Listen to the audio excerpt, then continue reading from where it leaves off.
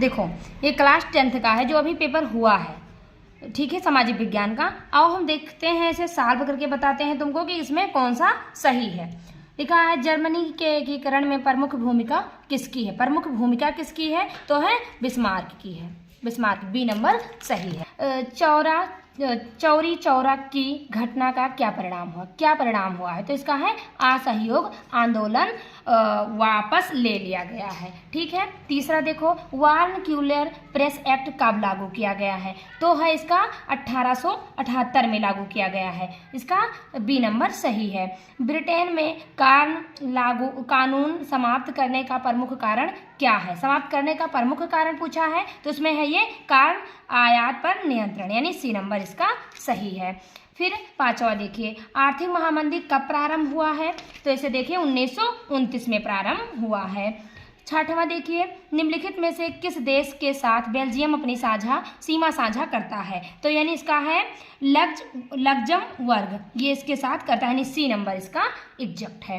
निम्नलिखित में से कौन सा संघ सूची का विषय है। संघ सूची का विषय है तो विदेशी कार्य, यानी डी नंबर इसका सही है। संविधान के माध्यम से महिलाओं का प्रतिनिधित्व सुनिश्चित किया गया है, यानी कब सुनिश्चित किया गया है देखिए स्थानीय निकायों में, यानी ये नंबर इसका सही है। नौवां देखिए उत्तर प्रदेश में प्रमुख विपक्षी दल कौन सा है। प्रमुख विपक्षी दल पूछा है तो इसका ये है समाजवादी पार्टी, यानी बी नंबर सही है।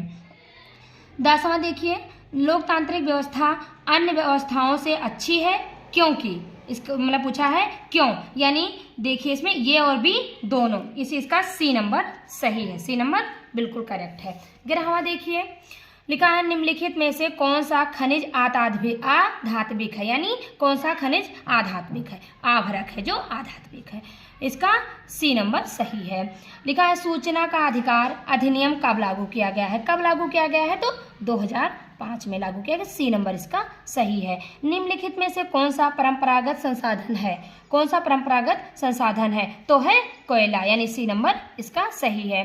निम्नलिखित में से किसको कृषि एवं सहायक क्षेत्रक भी कहते हैं, यानी किसको कहते हैं तो प्राथमिक क्षेत्रक को, यानी इसका ये नंबर बिल्कुल सही है। 14वां का ये सही है।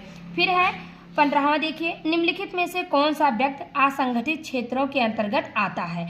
किसके अंतर्गत आता है दैनिक कृषि मजदूर के अंतर्गत आता है, यानी ये नंबर सही है। 15वां देखिए लिखा है मोनाजाइट रेत में निम्नलिखित में से कौन सा खनिज पाया जाता है। कौन सा खनिज पाया जाता है तो है थोरियम पाया जाता है, इसका सी नंबर सही है।